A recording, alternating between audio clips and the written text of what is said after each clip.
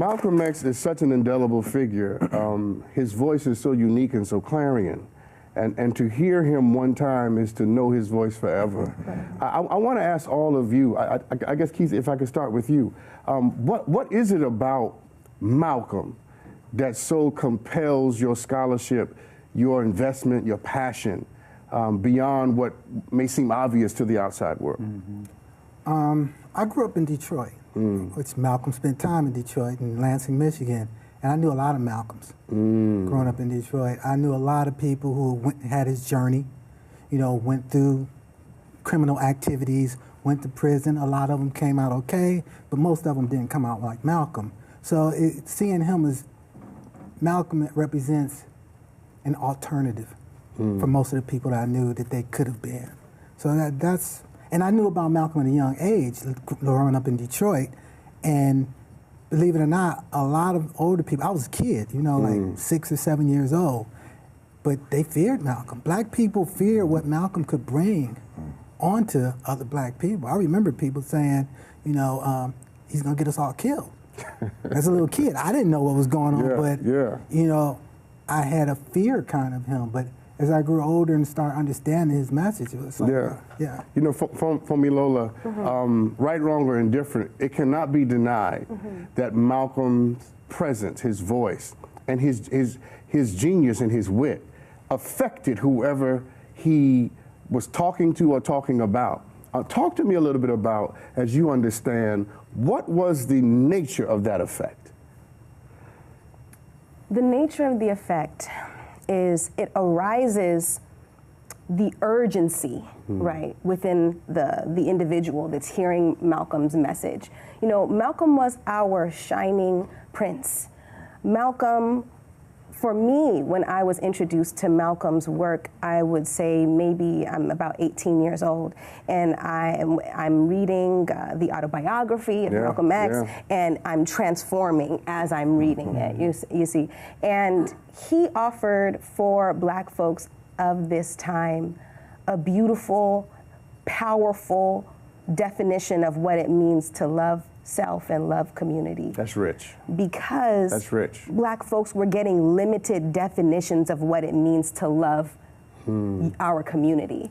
You know, of course, there were different philosophies that were in existence during the Civil Rights Movement about what would be best for black folks, what types of activities to engage in, what type of resistance to engage in to bring about the best outcome. But Malcolm essentially asserted that he loved black folks so much that he was willing to encourage black folks to demand respect by any means necessary. That to love black people means to encourage black folks to do whatever is necessary to protect yourself. Right? And I think that it's interesting because we are taught that that is not what it is to love, that that's not loving, right? That Malcolm was the one that was aggressive, that he was scary, that he's situated in a lot of mainstream dialogue as the one that was counter to Martin, right? That they were in some way, shape, or form opposite. What we do know is that they were more alike than they were opposite, especially toward the end of their lives. And you know, you point out something, Jermaine, that's interesting. She points out something that I think is powerful, and that is that Malcolm was one of the, well, he was not one of the first, but he was one of the most clarion and clear to identify that the love ethic was something we should apply to ourselves, our fundamental commitment to the idea of love could work for us, that black people loving black people was our first and foremost responsibility. And out of that, we respond to the rest of the world. Did I get that right? You got it absolutely right. He was the first to step up and step outside of the status quo. Yes. And, you know, to bring religion in. He was a Muslim, which was different for our people, right? To step out and say, listen, I don't care what he says. You have to love you in your community first. Then everything else can transpire from there. So for me, when I was 16 years old, you know, in school, I grew up in Minneapolis, Minnesota, where 7% of the population, if you understand what I'm saying. Our schools were a little different.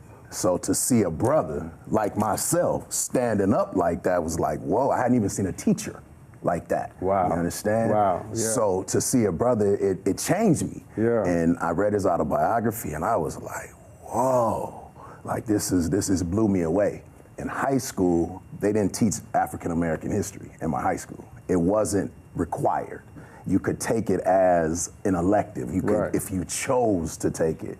So we put together a movement. No, this needs to count just like any other history class. And inspired by Malcolm's insistence Absolutely. that we learn about ourselves and love ourselves. Absolutely. You know, Mr. Muhammad, I want to ask you a question because I think that you can't have a conversation about Malcolm without talking about a life of reinvention, without talking about someone who was willing to reimagine himself. And beyond sort of the typical things that we say, that Malcolm is a archetype for masculinity and for manhood, some of which I think is true, some not so true. He is definitely, he is without question, a model for what it means to transform. Let Mr. Muhammad, if you would, begin to talk to me about some of the transitions of Malcolm's life, his thinking, and his veritable physical presence. Well, when he entered prison in 1946, about a month before his 21st birthday, he was wayward. He was a drug user. He was in that street world. He was a hustler. And he transformed himself in prison when he was introduced to a man named Bemby, whose actual name was John Elton Bembry, a prison intellectual who got him turned on to books. And he began a process of self-education. He was a master autodidact. He self-learner, and he took many programs when he was in prison and engaged in a course of education that empowered him to serve his community. He started reimagining himself as an intellectual, and a first-rate one at that. He mastered the rhetorical skills and oratory in the debate club that he would showcase on the world stage once he was released from prison in August of 1952. He comes out of prison, a member of the Nation of Islam. He was introduced to this organization by his family.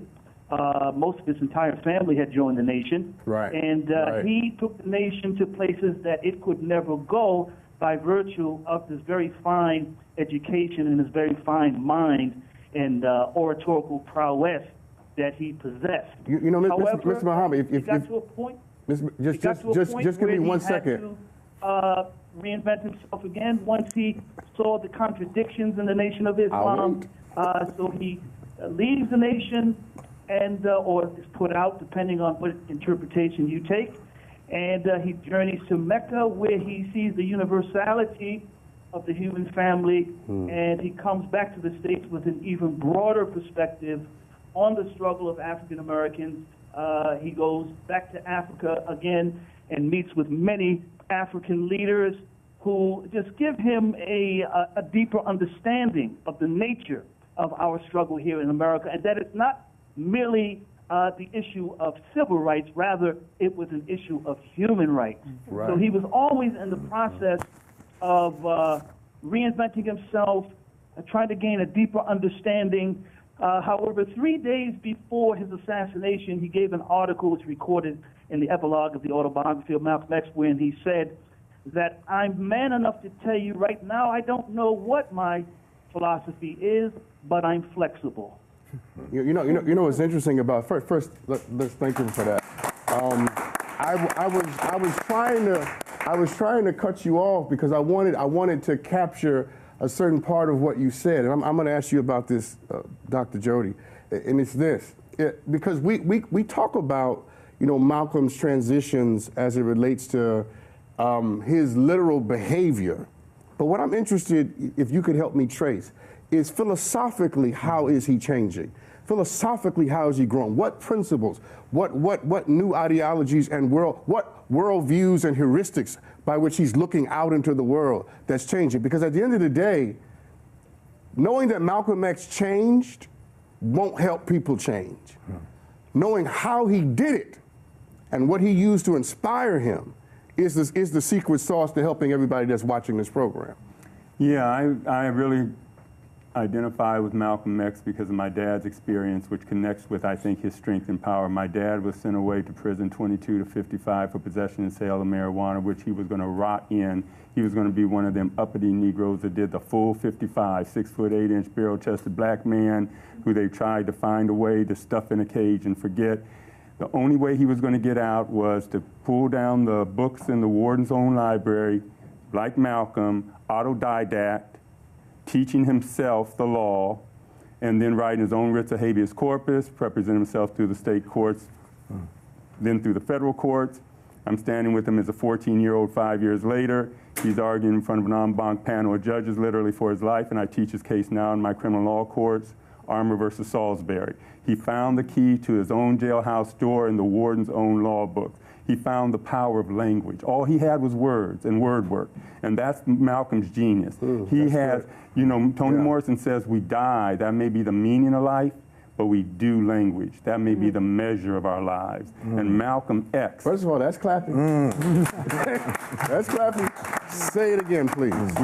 We die, that may be the meaning of life, but we do language. That may be the measure of our lives, right? And Malcolm was a wordsmith. He was a master of language. He could make the frozen circumstances dance by playing to them their own melody. He'd say it plain. You know, he could say things with such eloquence and simplicity at the same time. It's hard to say things plain and simple. You know, you can say things with a lot of six-syllable words that don't really say it that much. But when he says, you know, it's not justice when you stick a knife in a man's back, talking about the black community now, as that man you're sticking the knife in the back of. It's not justice when you stick a knife in a man's back and pull it out 4 inches and say, we made progress.